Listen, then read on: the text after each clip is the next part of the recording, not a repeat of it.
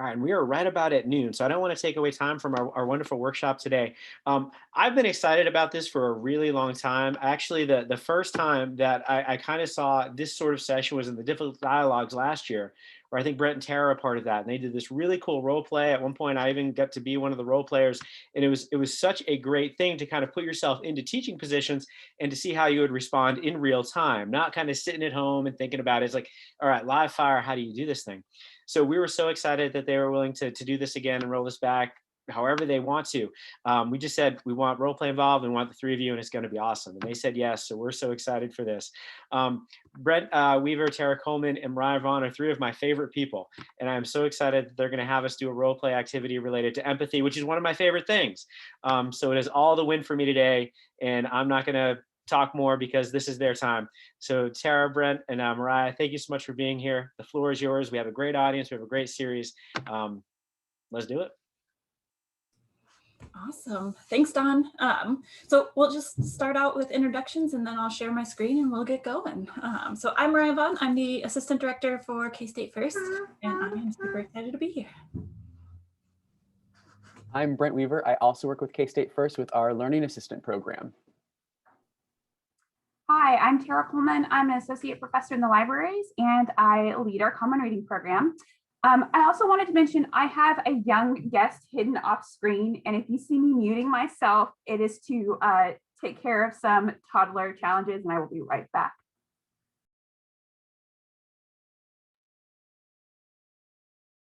All right. So our session today, we've got a little bit of information for you all, but mostly it's going to be kind of getting into some specific scenarios that each of us have dealt with over the years, and you probably are familiar with some of them as well, and doing some practice and some role play together, and then kind of debriefing over how that went and why it's important to do these kind of practices before it happens in the classroom. So, oops, there we go. So our plan for today, we're going to do kind of a brief introduction together, have kind of an engagement trigger with all of you. Tara's going to talk a little bit about compassion fatigue, particularly in the context of COVID. Brent's going to talk a little bit about why it's important to role play. Then we're going to get into our breakout rooms, do some practice, and then come back together as a large group for question and answer portion. So that's the plan. And we wanted to connect this as well to some things that have been done before. So some of you might have gone to some of the other TLC events connected to empathy. And I didn't have the chance to go to Dawn's presentation, Encouraging Empathy in Your Course Design, but I did watch it on YouTube, one of the few that I actually went back to. So I appreciate the recordings. But Dawn talked a lot about integrating empathy into course design and policy and practice, right? And so thinking about it intentionally, purposefully, being dynamic, taking perspectives of your students, so that emotional and cognitive perspective. Empathy is often more important than rigor in our classes, right? And it's been especially important this past year. And then how are we being there for students? How are we available to them, communicating with them, etc. And so kind of connecting back to maybe some of the experiences that you all have had so far in the chat, we would love for you to answer the question, how have you been building empathy into your course? So it could be in interactions, could be in some of the course design that you've worked on, syllabus statements, assessment, etc. So we just want to take a couple minutes to see what you all have been working on already. And I'll add to that, I recognize not everyone is teaching this semester. So if you want to talk about empathy as in your Zoom meetings, in one-on-ones, etc., we want to hear that too. Absolutely. And if you don't want to type in the chat, you want to just unmute and share, that's cool too. All right, Dawn's do it in all the ways, of course, right? Flexible deadlines. Forgiving deadlines, yeah. A break week, explicit statements, Flexible course attendance policies, that's definitely something that I'm going to continue in future semesters, right? Take time each class period to talk about it, right? Be transparent, have these conversations with your students. Let's see, Melissa is planning a curriculum, one-on-one conversations with students, awesome. Creating videos and assignments if they can't attend class. And LaBarbara, everything works to inform empathy among all members, that's awesome. Rethinking exams, low stakes assignments. Yeah, listening as much as we speak, right? Like that active listening is really important, not just listening to respond, right? Open book quizzes, revisiting assignments, recording lectures. Excellent, excellent. These are all fantastic. I'm so excited to see all of the ways, smiling more, especially when you're like a little square, right? It's hard to like get across how you're feeling about things. So big smiles kind of help there. Yeah, soliciting feedback constantly and consistently. Excellent. Awesome. Well, thank you everyone for sharing. We really appreciate that. So yeah, we're just gonna get into it. So I'm gonna turn it over to Tara. When we were invited to do this, I think I was like, oh my God, I don't have time. I'm so tired of all. I did not, in my brain, I welcomed the invitation. In my heart, I was exhausted. And exhaustion can lead to a lot of things. So I have a definition of compassion fatigue. So some of you know, outside of my university life, I'm a foster parent, and fostering comes with compassion fatigue. So this is a definition that we would use in that world. I will tell you, I have no expertise in this. I have experience. But one of the things I recognize is if you look at compassion fatigue as the response to stress over caring from someone who's experienced trauma, and you think that this whole year of maybe isolation, social distancing, and all the things that come along with it have been traumatic for some, then we are probably all experiencing compassion fatigue. And it shows up in a lot of different ways. Would anyone be willing to share what that might look like in your life if this is something you're experiencing? I'll give you an opportunity to type. I will tell you that one example would be getting a wonderful invitation and just being so tired, like I cannot smile on camera right now, and realizing that I don't have to smile all the time with my peers. I think it's okay to say I'm really tired, and I probably am not alone. So I see some examples of resentment, being tired all the time. Yeah, I think that part of my response is perhaps not always being as graceful as I tell myself I have to be to others. Melissa talks about avoiding. Oh my gosh, I cannot tell you how hard it is sometimes to do the little thing that will fix something by just bringing up that thing you do is really annoying. It's not a big deal, but just being too tired. And I think that this shows up in our work a lot. I see some really good examples. I know that I'm also tired. I'm a 4 o'clock in the morning waker-upper person and not in COVID. Now I have to set an alarm, but that can bleed over. And just because we are experiencing compassion fatigue it might explain, but it doesn't justify us perhaps being unkind or not doing our work and being there for our colleagues and our students. So we want to talk about how do you go about some of the things that happen on an everyday basis and balance the fatigue you might be feeling. Recognizing that it can be really hard when you don't know, if you never experienced it, to know how to respond. So knowing that we have this shared experience, we are perhaps struggling, but we still have to go forward. How do we do that? And one way we do that is training through role play. And Brent Weaver is the one who has taught me the most about that. And he will talk to you about why role playing is so important and helpful. Tara is too kind. I would say the exact same thing about what I have learned was been through Tara Coleman. So thank you, Tara. So yeah, we started by kind of thinking about the ways that we're already really fostering empathy in our work. Tara has given this context of like why it might be even more difficult right now to be empathetic. And role play is one excellent tool to add to like our existing toolkit of strategies that we use. So what I'd like us to do is we're going to do a waterfall activity. This is something I stole from Dawn, where I'm going to give you a question. You're going to type your responses in the chat, but not hit send until we say okay. So what I'd like you to type in is one benefit of practicing something before you actually do it, right? So I practice piano before I perform in front of someone, as an example. So type into the chat one benefit. I'm going to give us like a minute to kind of type our responses, and then I will say to hit enter, and we'll kind of talk about what you all share.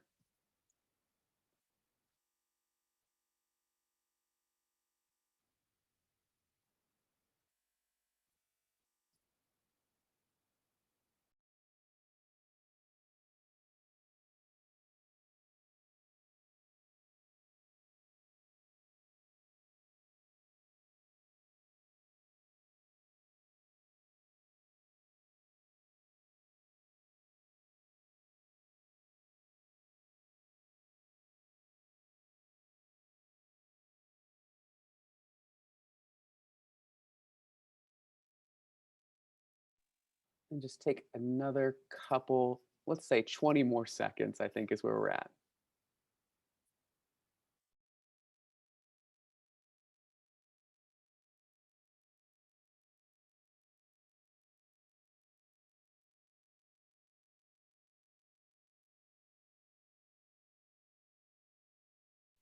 Alrighty, let us hit enter and waterfall our responses in.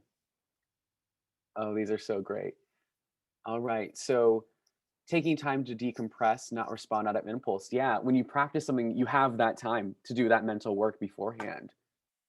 Rebecca says makes the real thing better. Exactly. Once you've already gone through, you can get the mistakes out of the way, right? Or the awkwardness or whatever it might look like. Don says work through some of my less good ideas, work on the phrasing, work on nonverbal behavior. Yeah, so in general, it's kind of like practicing the behavior that you're then about to replicate.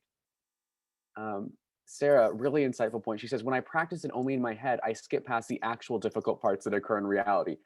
Show of hands, how many of us do this? Because I do it all the time. If I'm thinking about something difficult, I'm like, okay, and then I say the difficult thing, and then I close with something I'm comfortable with, right? Very well said, Sarah.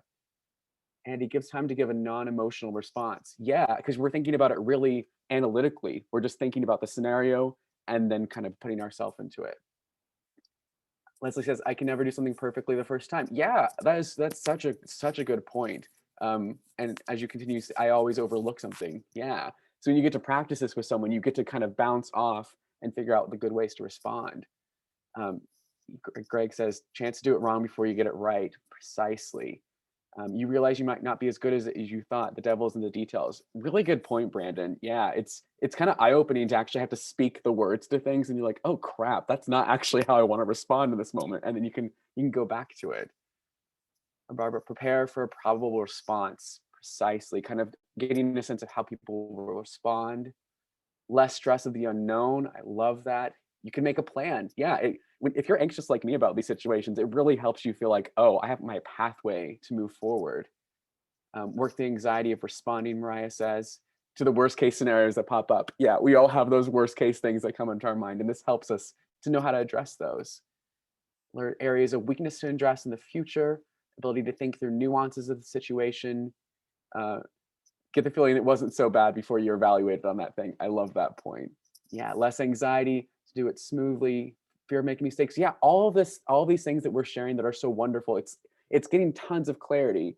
And so we wanted to give this kind of framework before we actually have us practice role play, simply to say you all have a lot of intrinsic motivation to do this task, right? Whether it's to work through that plan, avoid anxiety, all of these things that we've shared that are wonderful here in the chat. That is why we wanted to do this with you all today. And so with that, I'm going to turn it back to Tara, who's going to get us into our exciting activity for today. All right. What we're going to do is put you into groups. And when you're in the group, we want you to navigate the number. So you should, when you get in a group, it'll tell you you're in group 1. You're in that group, go to that question in the PowerPoint that we're going to send to you before we go to the breakout rooms. Perfect.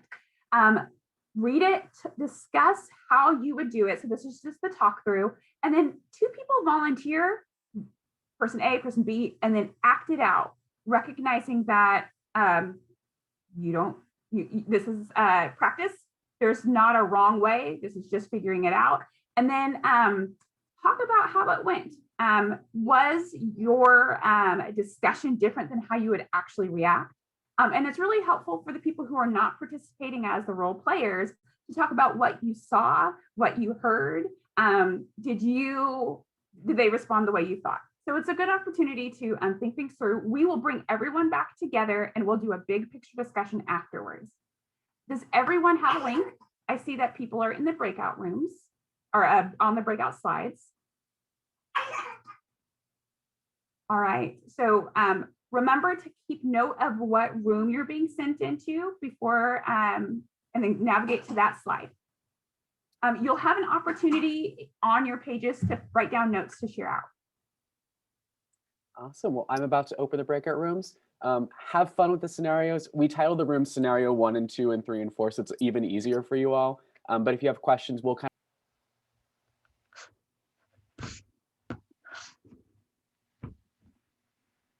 I see 21 participants. Are we all back? Did we lose anyone? I believe we are all back now. Tara, we could have used about 5 more seconds. We were having a great conversation there at the end. Okay. The best always comes at the end. Yep. Was that La Barbara? Okay. Well, I hope that you are open to sharing the really awesome conversation that you got cut off from. If I don't, Don will. Together, you two are trouble twins. Yes. And we're always in breakout rooms together. Every breakout room we've been together, it's been awesome. Yeah, it has.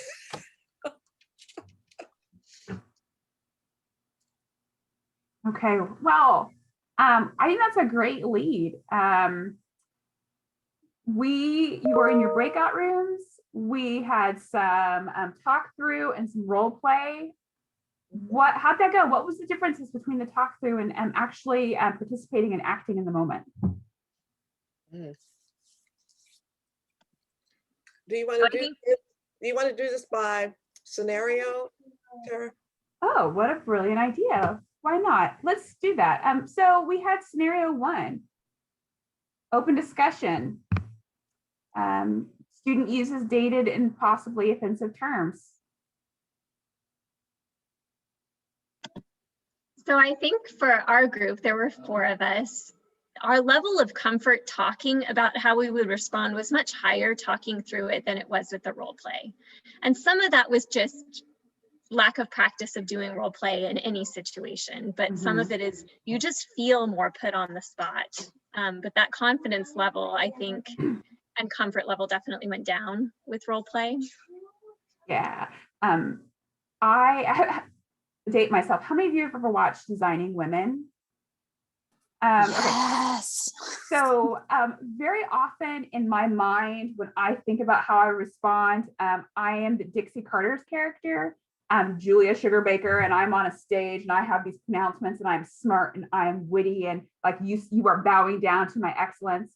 Never in practice am I Julia Sugarbaker.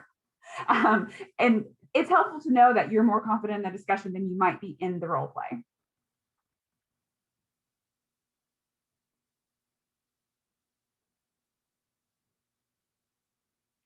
How about scenario 2?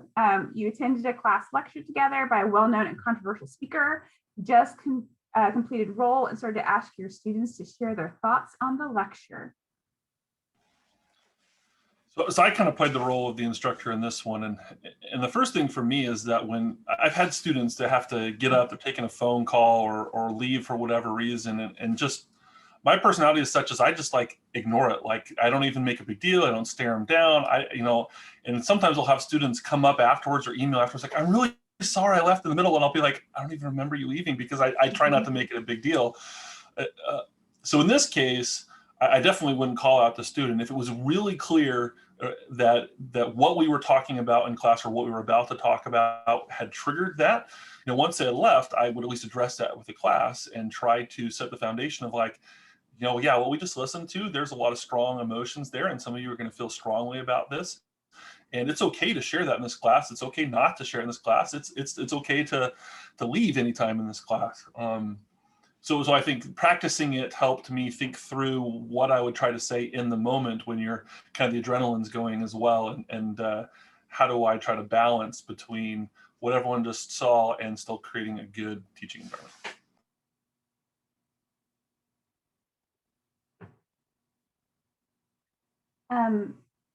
3, it's midterms, and you've asked all your students to visit during office hours to check in. A student just arrived to go over their paper and share how they're doing in class. How'd that go? Role play versus discussion?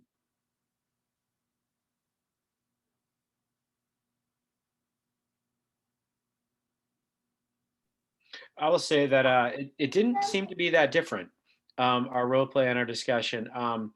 I kind of made the comment that it was an easy scenario, and I didn't mean exactly that it was easy. It's just it's a scenario that many of us have dealt with very recently. So I think just the familiarity of the scenario made it match up a little bit better what we thought we would do and what we would actually probably do in that interaction. Don, how far into your teaching career did you experience this for the first time? Probably first semester. I mean, I think this is something where this happens so early and so often that for whatever reason, and in the role play, the reason was the death of a pet, right? And there's always, I think, some life that kind of interferes with a student being able to hit a deadline. And I think that many of us have kind of developed whatever our strategy is going to be for kind of dealing with that student who isn't ready to have that thing in because life happens to them. So I think the 4 of us that were in the situation, it was a very familiar kind of situation. And what we did is we made it harder, and then saying, now you took a midterm and didn't do well, and then you disclose you had it. So it's not that you didn't hit a deadline, it's you already did the thing. It was a time lock thing, midterm exam. Now that situation was more complicated. And I think we struggled a little bit more about how to resolve that one. But the missing a deadline for a paper, this is Tuesday for me. It's just what it happens. I thought. Remember how you? Oh, go ahead, Stuart. I just wanted to add, like, the contrasting the role play versus the discussion. The role play kind of focuses more deep on a particular set of circumstances, whereas the discussion you can throw in variants. Now it's not a paper; it's an exam. Now it's the trauma is this versus something else. Versus, hey, I forgot that assignment was due, which. Right now, my empathy extends to that, but it allows us, like the discussion allows us to throw in a lot more variance on the scenario, but definitely the role play allows us to get like deeper into the specifics of a particular context. So that's my 2 cents on that. Thank you. Okay, can we move to scenario 4? Scenario 4 involves, yes, got it there. How'd you all respond to that? Well, fortunately for us, Andy had just dealt with this fairly recently and had some good examples. And I also thought it was really helpful, and I'm curious to know what Rebecca's response is once we got into the role playing, Rebecca, I think, was calling back on a time when she was on the receiving end of this. And so I was really curious to see how you felt during the role playing, being the student. So I was the belligerent student, and it was rough to have that experience all over again. I'm having daymares. But, 20 years later, I would have handled it differently than I did, say, 20 years ago. How experience helps ease everything. We have one last group. Scenario 5. Oh, and we have a chat. Right. Okay. All right, so scenario 5, can you talk about how you talked through discussing the book versus what you did in the role play? So when we were discussing it, I mean, we all were able to kind of relate to this in some way, whether it's talking about like controversial topics or things that students have very strong opinions about, whether it's evolution, whether it's climate change, whether it's the existence of, different psychological disorders. And, when we're talking about it, we just kind of kept it kind of abstract, try and acknowledge the students' beliefs, but really kind of focus on how that book relates to the course. Talk about how it is relevant to what it is, just what we're discussing, how we're taking, some of the abstract concepts that we're talking about in class, and we're seeing how it is, manifesting in a real world environment within the book. And then just being very careful in the language that we use to respond to the student, and just making sure that we're talking, from the perspective of the research and saying, you're entitled to your beliefs. We all are, but this is what the research is saying. This is what we're talking about. This is why we're talking about it. And going down some of these other, potential rabbit holes is going to be beyond the scope of what this class is dedicated to talking about. Yeah, that's always, that can be challenging, especially when, as the person who leads this program, sometimes you select a book and you might have to get creative in how that fits in with your particular theme. So for some people, it's like, well, why are we talking about this? It has nothing to do with this other thing.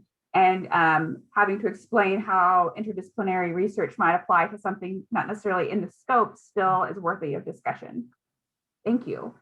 I have a question for everyone now. So think back to what you did in your scenarios, what you heard from other people, as well as your own personal experiences, and talk about real world classroom dynamics. And again, for those of you who are not in the classroom this semester, work meeting, advisory sessions, etc., what would the impact be if you did not respond in the moment?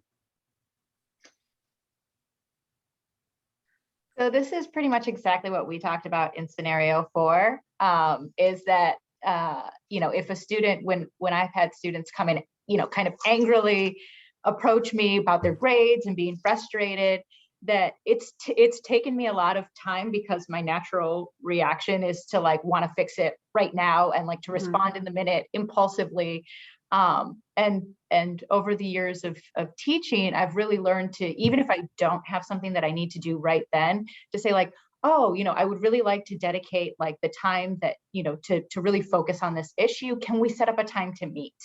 And learning how to have, like, kind of training myself to have that be my natural reaction to when a student says that they need to talk to me, rather than like, let's go back to my office right now, or let's deal with it right in this minute, to like say, let's set up a time so that we can really focus on this. It gives the students time to cool down a little bit and think about it and think about what they're going to say. And it gives me time to think about like, okay, so this is what the issue is that they want to talk to me about. What are my thoughts on it, and how might I be able to respond? I find is hugely helpful for everyone involved.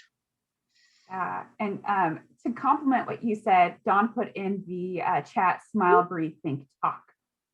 And I think all of that goes really well together, is to, at least for me personally, my first response is very rarely the right one to people's emotions, but giving myself some space. I lean on crutches. That gives me an opportunity to think and the other person to talk. Thank you for sharing. What are some of the other impacts that you have observed or experienced?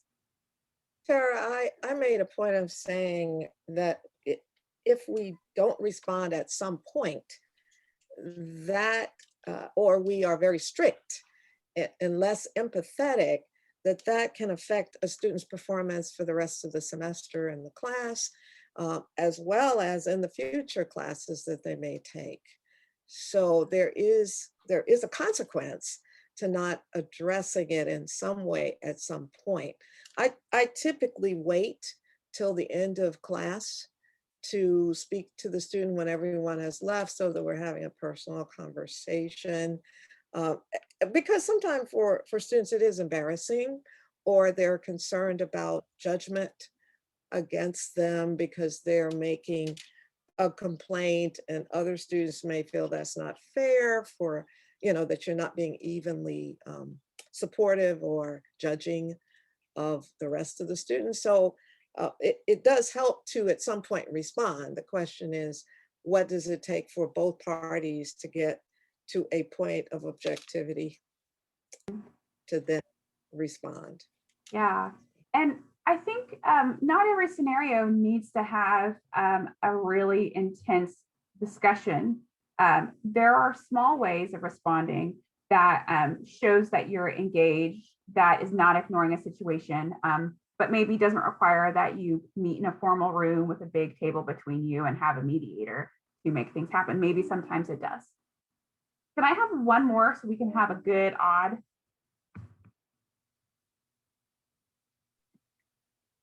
So in my group, one of the things we talked about, and ours was responding to a student who used an inappropriate term for someone based on their identity, beginning by acknowledging what might be positive about that situation. Most of the time, students aren't just going to come out and intentionally be offensive and not care at all. Like in our role play, the person asked a question. So acknowledging, thank you for asking a question. Or if it was a good question and that just was a problematic term, thank you for asking a thoughtful question, so that the student doesn't feel attacked or embarrassed or like they've done something wrong, that you recognize they are trying to learn, and that then when you address the issue of inappropriate terminology, you've already started off on their side. I love that. And what you're doing is, most of us say we want you to speak up. There are no dumb thoughts, etc. But then sometimes when people innocently say something, we can dismiss it. So by thanking them, you're acknowledging that you stand by what you said. All comments are, accepted, and then maybe you address the language however you choose to, but you're still confirming that it was right for them to speak up. And we had a comment in the chat from Tiffany. In their scenario, a student left the classroom upset, and it was best not to address it with the student in the moment. They want to leave, you should let them then follow up with an email or an invitation to go over what happened. Yeah, I mean, you have to base that by what happened in the class, the reaction of the student, and maybe leaving the class was the right situation for them at the moment. It's not helpful to publicly put someone under the spotlight when they're not prepared for it, and that might not be helpful for the observers in the room too. And I think adding to that is that anytime someone leaves the room, I mean, in my opinion, unless they're really disruptive to everyone else, if we're going to make a comment, the comment should be, hey, I just want all of you to know you can leave anytime you want. I know you've got other things that are happening. You're at least setting that environment that I'm not offended that you got up and left. It's not going to stress me out that you got up and left. And you're letting them know that's your way of thinking as well, is that I know you would only get up and leave this room if it was something that was important to you, and that's fine when that's the case. Thank you. I'm going to turn it over to Brent, and he's going to open it up to Q&As. I do have a question, Tara, Yes. in reference to, and this follows right along with your Q&A. If we're talking about role playing and practicing prior to a real formal event, I think it does also depend on who we practice with.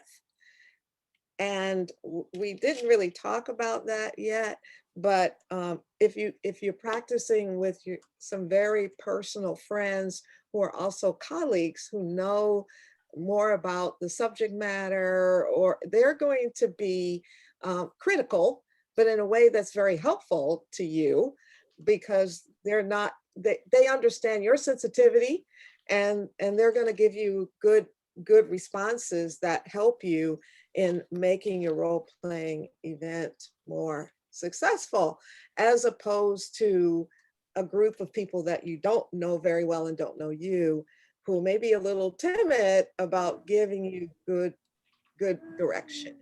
So who you do that role-playing with is also very critical and important. Thank you. That is a really good point, because to do a really effective role play, you have to get in yourself in that area, like you were saying, where you feel comfortable, you are getting critical feedback. All of those components add up. So thank you so much for kicking off a really great part of our Q&A for us. I appreciate it. So our last question for you all is, we have about 5 more minutes and we want to get to a couple questions if you have any. So what questions do you have for us? I've just typed in the chat the same question, but feel free to unmute or to type in the chat any questions that you all might have for us based on our lovely discussion we've all had today.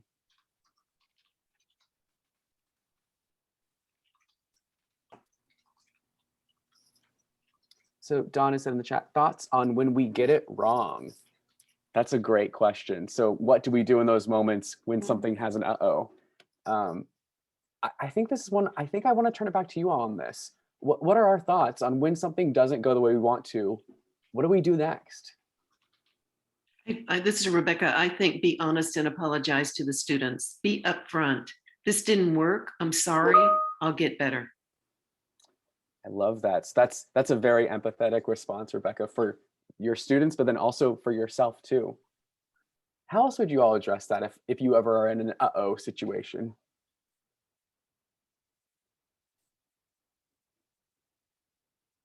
I'll tell you one of the ways you can turn it around. And if you've got students that you have a rapport with, you can say, okay, why don't you role play this? I mean, you can actually ask them for feedback on how to make it better as well, so that they're part of the discussion. And I've tried that in the past. It's turned out great. I mean, I'm receptive to what they're saying could make it better. Typically, I'll ask, well, if we're going to do this next year as feedback, what do you think should change about it, or what could be a good segue into it, instead of saying right now, what did I do wrong and how should I fix it? So it does help to take their feedback under consideration. Yeah, so kind of involving them in the solution. I love that. In the chat, we have acknowledge it from Andy. Yeah, so rather than making an uh-oh, and then my response is typically, let's just move on and forget what's just happened.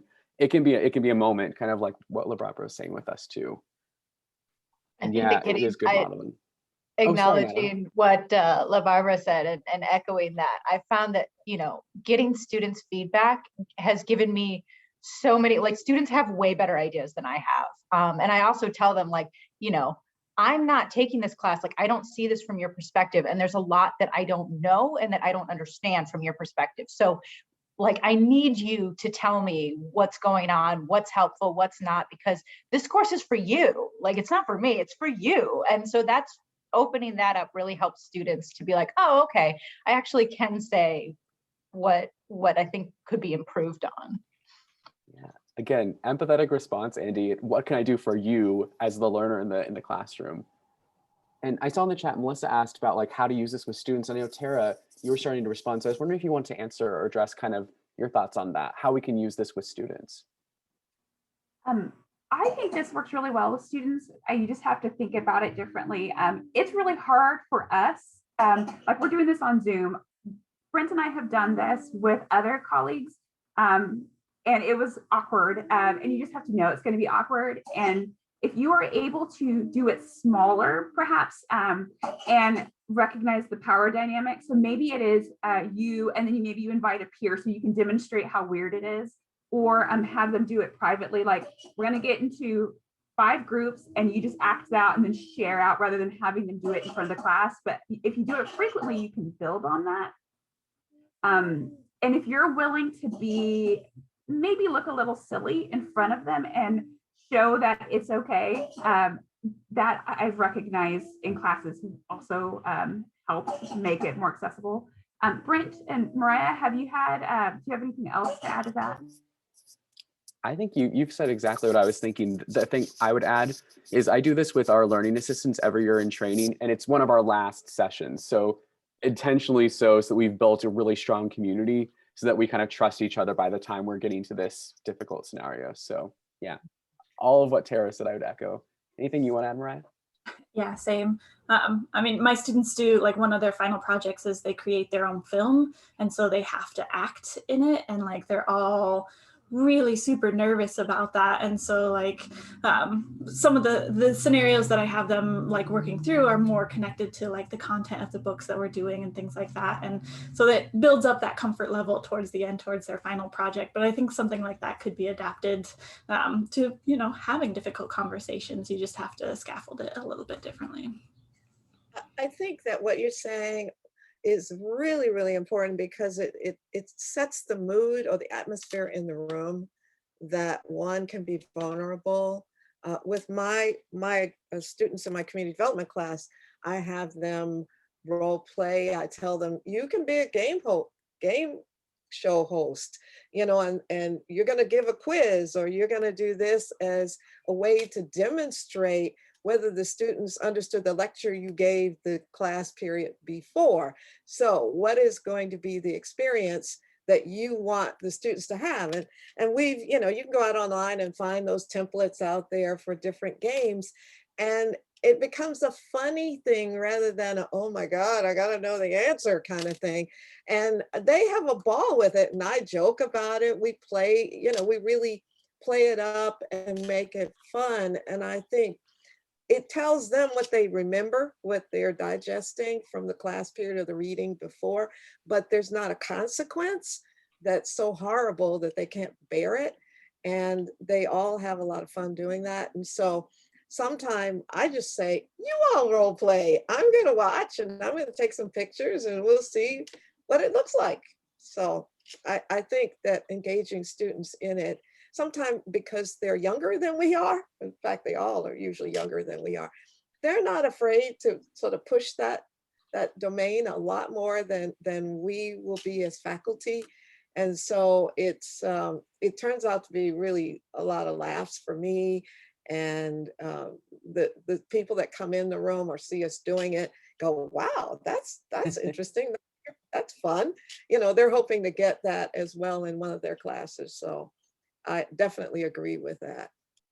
Thank you so much, Barbara. I know we are out of time, but that was a perfect way to capture and end our time together. So thank you all so much for engaging. And you can connect with Mariya, Tara, if you have any more questions. We all talk about this all the time, and we're happy to help you all.